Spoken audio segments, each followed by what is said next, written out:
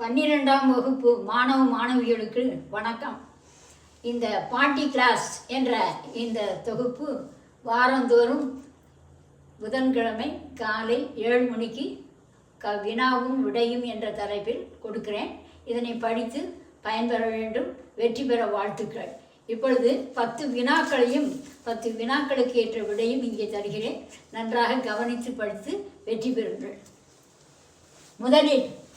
முதல் வினா பார்ப்போம். கோயில் அரசனால் கட்டப்பட்டது. கோயில் அரசனால் கட்டப்பட்டது. இது என்ன வாக்கியம்? செய்வினை வாக்கியம், செயற்பாட்டு வினை வாக்கியம், வினா வாக்கியம், உணர்ச்சி வாக்கியம் என்று 4 விடைகள் கொடுத்திருக்கிறார்கள். இதில் சரியான விடை எது? கோயில் அரசனால் கட்டப்பட்டது. விடை செயற்பாட்டு வினை வாக்கியம். இதுதான் இந்த வினாவுக்கு ஏற்ற விடை. கோயில் அரசனால் கட்டப்பட்டது, செயற்பாட்டு வினை வாக்கியம். அடுத்த 2வது வினா. அணி இலக்கணத்தை மட்டும் கூறும் கீழ்கண்ட இலக்கண நூல்களுள் பொருந்தாததை தேர்ந்தெடு.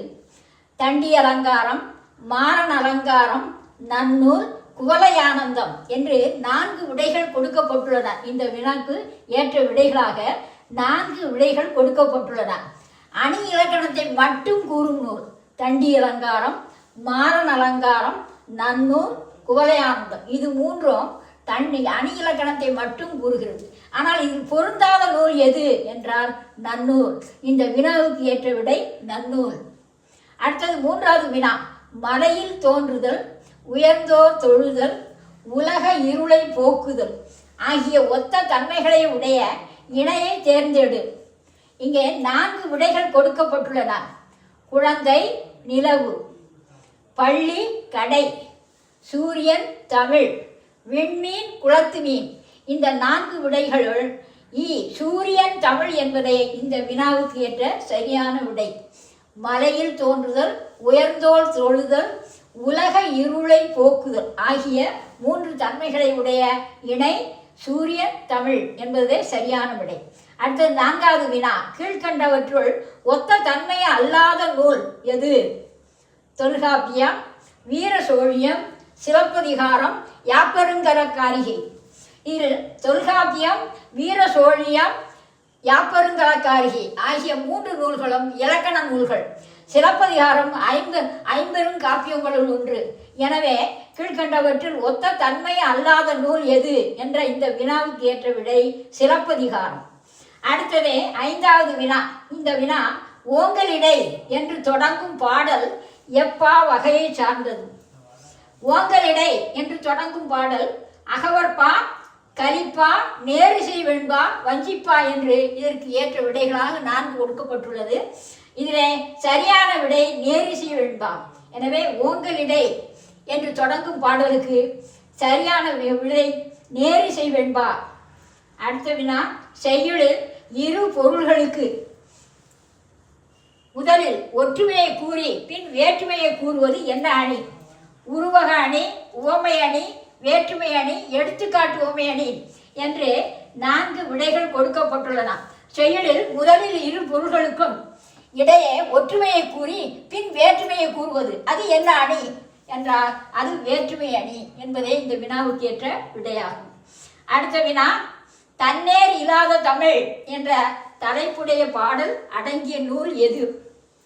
நற்றிணை, அகநானூறு, தண்டி அலங்காரம், குறவஞ்சி.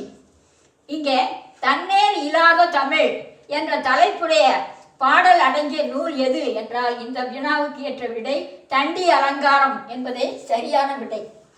அடுத்தது 8வது வினா. வெங்கதிர். இதற்கு புணர்ச்சி விதி கூற வேண்டும். வெங்கதிர் எப்படி புணர்ச்சி விதி கூறுவது? வெம்மை கூட்டல் கதிர் வெங்கதிர். இதற்கு விடை ஈறுபோதல், முன்னின்ற மெய் திரிதல். இங்கே வெங்கதிர் என்ற இந்த சொல்லை பிரிக்கும் பொழுது வெம்மை கூட்டல் கதிர் என்று பிரிக்க வேண்டும். இங்கே மை என்பது அழிந்து விடுகிறது. மை என்பது அழிந்து விடுகிறது. ஆகவே இது ஈறுபோதல். இங்கே முன்னின்ற மெய், இந்த இம் என்ன ஆகிறது? இம் என்று திரிகிறது. முன்னின்ற மெய் திரிதல்.